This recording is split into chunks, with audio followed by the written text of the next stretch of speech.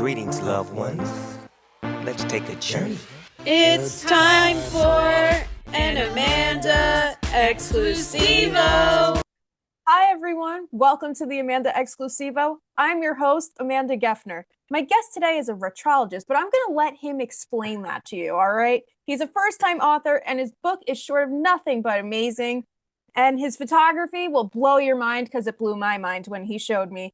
Ladies and gentlemen, please welcome my friend, Rolando Pujol. Hey, Oh, thank you, Amanda. It's really sweet of you. Yes, I'm happy to explain my name, a little bit about me first. My name is Rolando Pujol. I work at Channel 7, WABC, and that's how I know you, Amanda, because we he was met my here. mean, scary boss. I was a mean, scary, they probably I was a yeller. No, that's absolutely not true. I was absolutely delightful, and we worked wonderfully together. But yes, so that's how we became pals. And anyone who knows me and become either working with me or in any capacity will figure out within about 5 minutes that I have this very interesting side hustle passion, which is roadside Americana. And what's roadside Americana? Roadside Americana. What is it? It's a great question. I didn't know what it was when I was 4, when I got into it, but eventually I learned the phrase and it makes sense. So Americana, roadside Americana are those things along the road side of America. It doesn't have to be necessarily out in Indiana or somewhere in the heartland. It can be right here in New York City. It can be in any major urban area, a small town.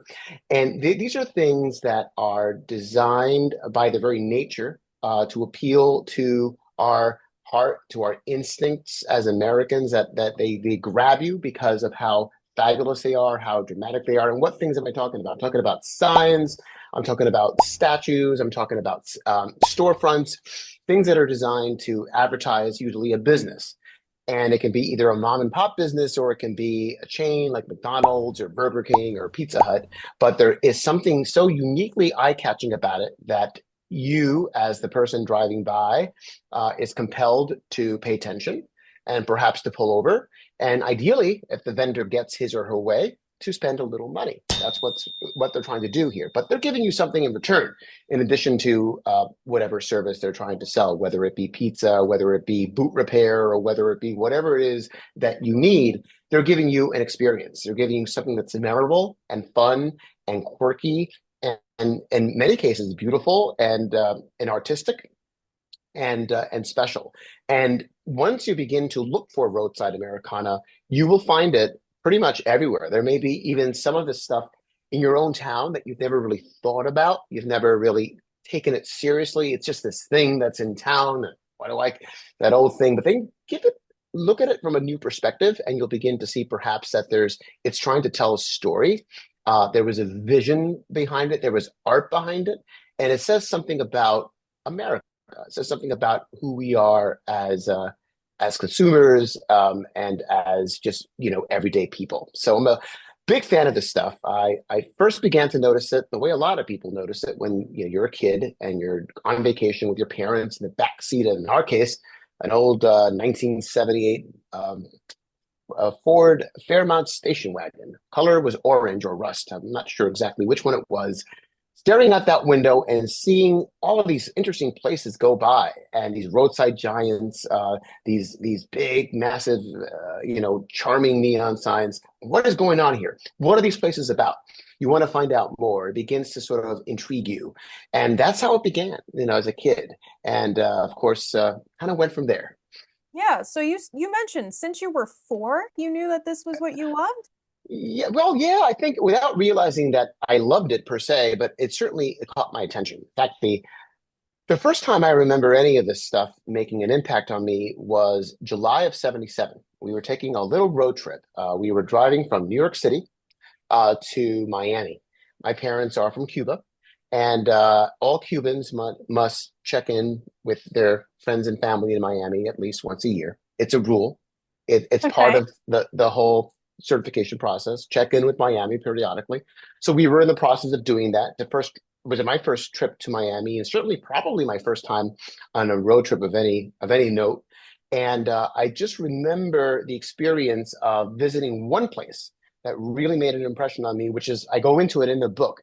The place is called South of the Border, and it's on the border of North and South Carolina.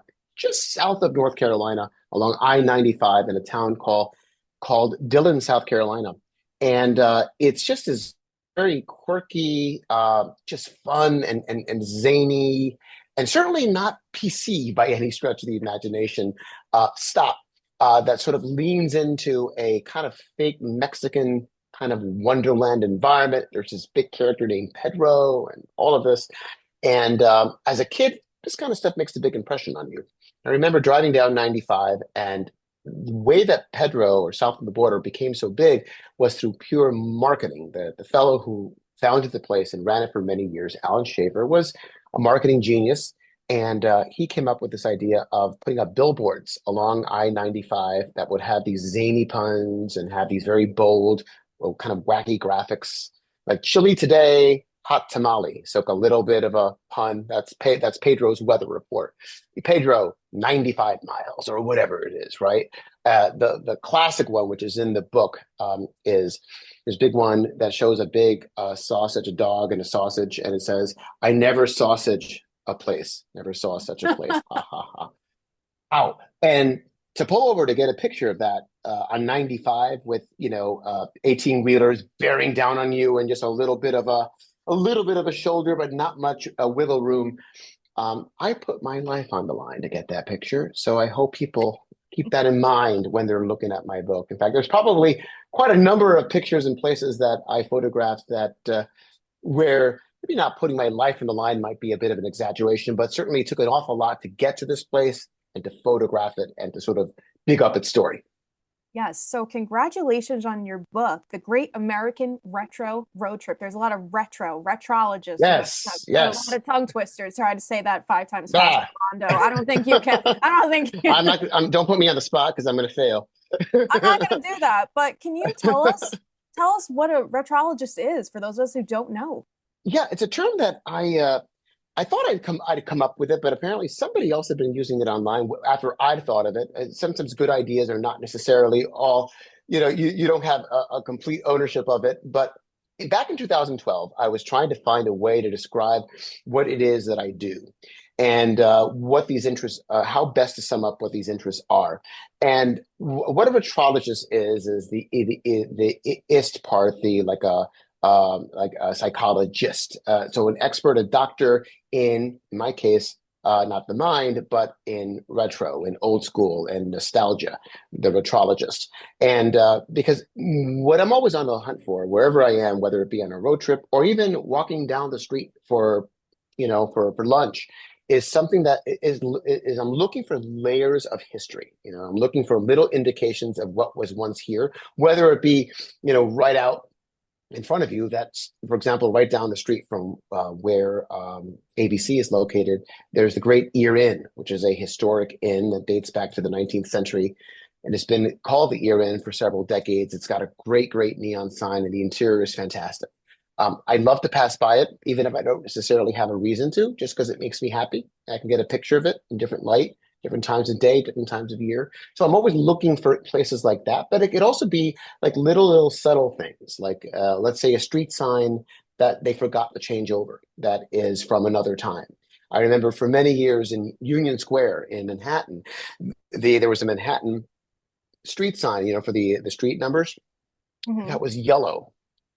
Manhattan street signs used to be yellow up until about the mid 80s when they switched to green. All the ones across all of New York City switched to green. And the ones in Midtown, they added a little Statue of Liberty. But the yellow ones, which I remember from my childhood, were mostly gone. But there was always one in Union Square, and I remember writing about that many years ago for when I worked at AM New York. So I'm always on the lookout for these things. I find them interesting. And they also add a layer of complexity and challenge and frankly fun to your experience of walking around New York City or going to the subway. And you can do this, again, as I was saying earlier, in your hometown, anywhere around the country. You can sort of begin to look at things in this way, and you learn a lot about history. You learn about the history of that particular place or that particular store, but then you get insights into time and place and how we used to live, and maybe some insights into how we ended up getting to where we are today, how much we've changed. Is that good? Is it bad? Routinely you'll find like old storefronts somewhere where there's still a bunch of stickers in the window, and you'll see plenty of stickers for old cigarette brands like Kent or Benson and Hedges or one of those classic brands. And it's a reminder that once upon a time, smoking was very, very prevalent, very, very common. Wherever you went, people were smoking. As a kid, people smoked everywhere. People smoked it in my own household for many years. And of course, that's very unusual to run into today, but it gives you this little test, this little sticker on the window that's easy to overlook, is a sort of a quiet, offers mute testimony to what had happened before and gives you some insight into how the world has changed. So you'll see elements of that in the book all throughout. I call those little asides pullovers. They're little sidebars that give a little insight or give a little context into something that jumped out to me. But most of what you see in the book are big, brassy, roadside quirks, I like to call them, or beautiful theaters or diners or restaurants or motels or nice businesses in small downtowns and big cities that I think are works of art that have a story to tell. And with each stop, I try to sort of tease out that story, whether it be a deep dive, a very context-rich write-up, or sometimes just a little blurb for context, just enough for you to appreciate it and then move on to the next thing. There's 320 pages of this stuff and close to 1,000 photos. So it was all a lot of work, but immensely fun to put together. No, I'm sure. So how did you select the locations that are featured in your book? So for those of us that don't know you, Rolando, I know Yeah. this. Why? Because we're friends. He is obsessed with ice cream. Did you purposely pick Dairy Queen locations? Are we going to see Oh a lot of man, old-fashioned ice cream places? it is incredibly frustrating that I am not paid influencer for Dairy Queen. And if somebody at Dairy Queen is hearing this or they're scanning all the content on YouTube, give me a call. Amanda can hook you up with my contact info. Just I'm all over the internet. DM me. No, I've always loved ice cream. Who doesn't? It's great. Yeah. It's just such a source of comfort. It's so delicious. It brings back such warm memories of warm nights in the summer with family and friends under the buzz of fluorescent light, sitting in line at the Dairy Queen waiting for your Blizzard or whatever it is that you might have ordered. There's a good deal of Dairy Queen in the book, in addition to lots of small mom and pops and other ice cream chains like Carvel and Baskin Robbins. They're all represented in the book. Dairy Queen holds a special place in my heart because I think it is one of the most American brands that exists. There's something about it that's this mom and dad and apple pie. It's just got that level of down home comfort. And I think it's because Dairy Queens, at least in the early days, from the 40s right up until the 70s or 80s, they tended to be these small little shops that were in the heart of small communities. And because what they offered was so refreshing and fun and delightful, the sign was so engaging, that it drew people, it attracted people, and it attracted people during those moments in their lives where they were perhaps happiest. Perhaps they didn't realize they were happiest, but when you're 5 years old and you're in Little League and your coach takes you for some ice cream after winning the game and you go to Dairy Queen, that was just a fun thing you did. But when you're an adult, you look back on that period and you're like, my God, what lovely memories. Or when you're a little older and you're maybe dating, a stop at Dairy Queen is fun. Or you're even a bit older and you're no longer dating and now you're married and you have kids. Where do you go back to? You go back to that Dairy Queen. I find it fun in general. Yeah, or fun. Yeah, it doesn't have to be this big thing, and it can just be because it's fun. And the ones that I'm particularly fond of are the ones that haven't been messed with too much. The ones that still look like they did back in the 60s and 50s and 70s. There are fewer and fewer of them, and many of them have been renovating or closing. But the ones that are still around, the legacy stores, I will travel great distances to go out and find them and photograph them. And it's always a great pleasure. My favorite one, there's so many, but my favorite one is also the subject of my most popular photo on Instagram that got something close to 68,000 likes, which was, for me, an incredible performance. It was just such a thrill. It's a Dairy Queen in Butler, Pennsylvania. It's one of the squat sort of concrete ones from the 1950s with a projecting blue sign and a little ice cream cone with a little swirl, and it is just beautiful. And I photographed it on a snowy day in February of 2020, and it was just a perfect little shot. I'm like, I just knew when I was taking it, this is a special picture. I just This is knew it. it. And That's when the money this shot. is indeed, and it was, and people reacted to it. It's in the book, of course, along with many many others. And so yeah, so to me, I have a very very avowed love of Dairy Queen. Carvel, a little closer to home, is also a very Yes. very big deal. And Amanda, you are I have a few years on you, so you don't remember, but you What's can that? find on YouTube the commercials for Carvel from back in the 70s and 80s. Mom and Dad remember these, I'm and they sure. were just absolutely classic with the founder of Carvel, this guy named Tom Carvel, who had this gravelly, raspy voice. He would do the ads himself. You would rarely see him on camera. It would just be him narrating, but they are so memorable and fun. And you haven't lived until you've heard Tom Carvel say, Cookie Puss, Fudgy the Whale. And those ads are on YouTube. And that's how my love of Carvel began, seeing these ads and then running to Carvel in those summer nights and summer afternoons of so many years ago, and continuing to do that to this day. So to me, so much of what undergirds this book, not only the ice cream sections, but everything else, is just heart and love and nostalgia for times that maybe weren't that great. I mean, nostalgia has a way of sort of erasing some of the more complicated aspects of our personal lives and of our collective memories. But nevertheless, it can be, these places do offer a little bit of time travel to perhaps maybe not a more perfect time, but certainly a gentler time, I think. So Rolando, you also talked Yeah. about like traveling great lengths, and Mhm. I'm sure you have. So what's the craziest trip that you've been on Well, to get a good picture? oh my goodness. Well, there was one back in October. I was on deadline for the book, and there were chunks of the book that I'd written the book already by the end of October. The deadline to send it off to the press was December. So there wasn't a lot of time to play with it. Every day counted, get to do something toward getting the book done. And I had a good amount of photography yet to be done. So I wanted to get to Dallas while the Texas State Fair was happening, and I could see Oh, Big Tex, who's in the book. He's got a very very prominent position. This giant cowboy at the Texas State Fair that always says "Howdy, folks," and he welcomes you to the fair. Oh, he's great, but he's only out for the fair. So if I want him, I have him in the book. I need to get him, but I need to get him in October while the fair is going on. So I managed to get to the fair a couple of days before the fair closed. Got there, got Big Tex, yay, and all this other fun stuff at the fair. A lot of other great things in Dallas too. And then I ended up doing this fairly intense adventure over the course of the next 7 or 8 days that involved going through good chunks of Texas, into New Mexico, oh a wow. little bit of Arizona, then up through back to New Mexico, up into Colorado, then over to Wyoming, Nebraska, the Dakotas, and then back down through Iowa, Missouri, Kansas, and then Wow. eventually back to Dallas, to fly out of Dallas like 9 or 10 days later. I think I probably put, oh, how many miles? 8, 9,000 miles in the car on Wow. this over the course of this short period of time.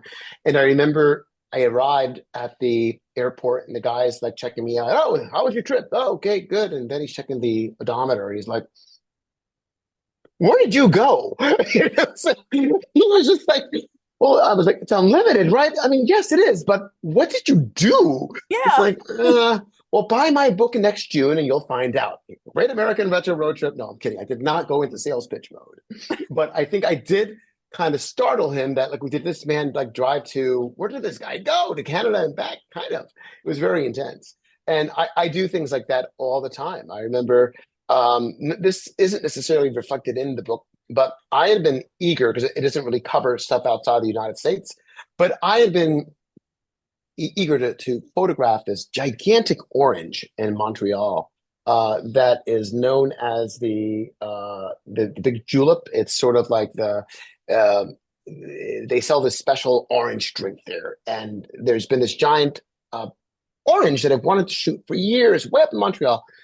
It was a Saturday afternoon here in New York. I had nothing much to do, and I said, if I were to leave now, I could get to Montreal by sunset and get a beautiful picture of this big, big orange.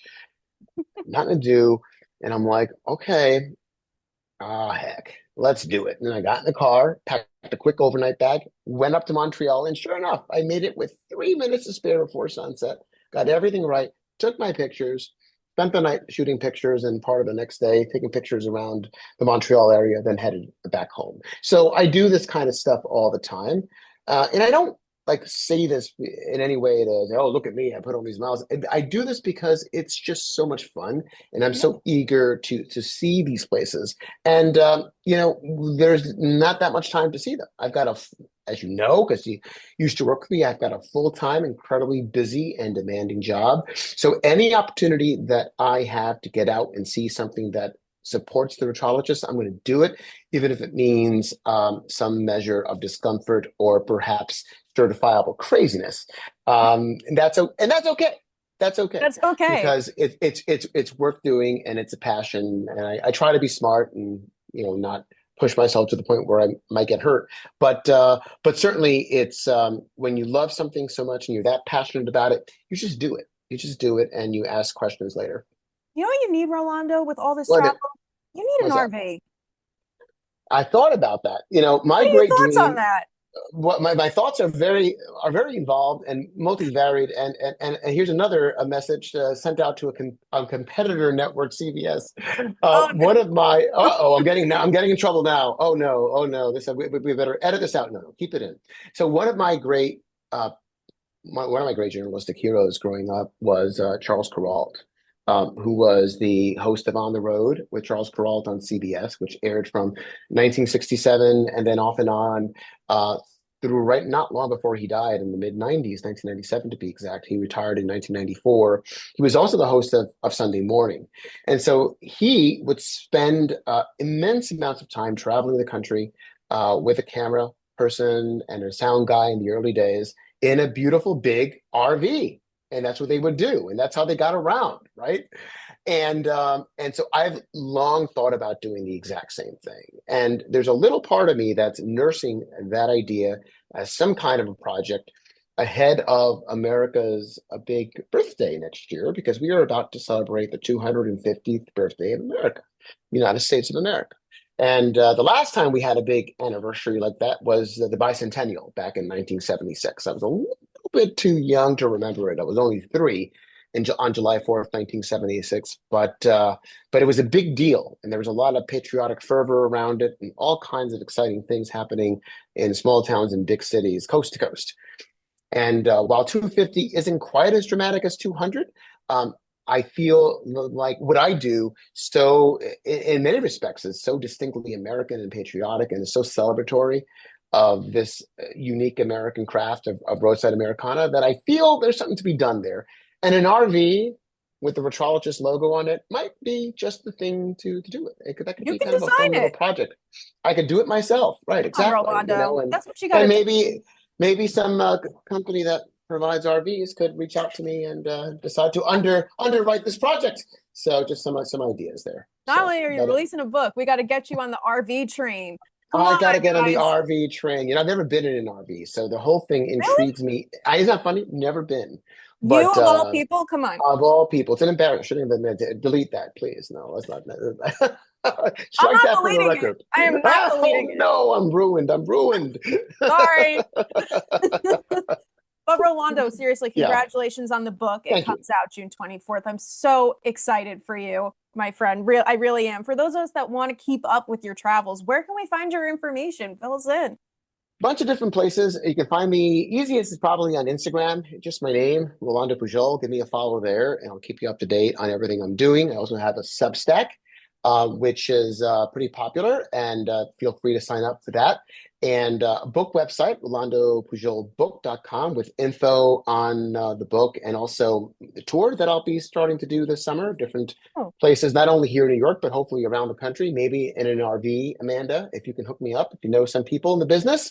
I'll figure something out for you. Let me get on that right You're now. very inventive, so I'm I gonna have go high call hopes my that you'll people right now call for your you. people, have your people RV. call my people. There you go. Yes, I know you can do this for me.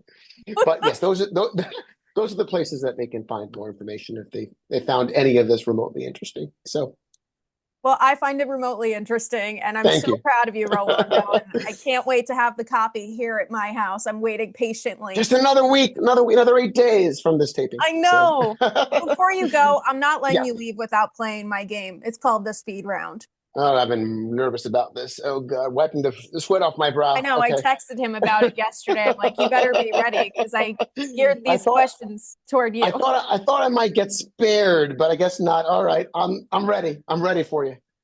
Okay, so just so you know, my record right now is 22. His name is Giacomo. He's from the Mozzarella Guys, Stretch the Mutts. Yes, All right. yes. So, Oh my God, that's. I don't know if I can beat him, but I'm gonna try. you're gonna try, and we're gonna do this together. Okay, we're gonna get through this. All right, good. So let me know when you're ready. I'm going to start the timer. No time better than the present. I love How much that. time? How much time do I have? You have a minute. A minute. Oh my Lord. Okay, let's go. I'm ready. Let's do it. All right. And Game the timer, face. Rolando, is going to start Yes. now. McDonald's boy. or Burger King? McDonald's. Your favorite ice cream flavor? Vanilla. Glasses or contacts? Glasses. Your favorite drink? Vanilla shake. Vacation or staycation? Vacation. Your favorite Disney movie? Snow White and the Seven Dwarfs. Your favorite travel destination? California. Fiction or nonfiction? Nonfiction. Your favorite journalist? Charles Kuralt. Fly or drive? Drive. Your favorite snack? An acai bowl. Your favorite camera brand?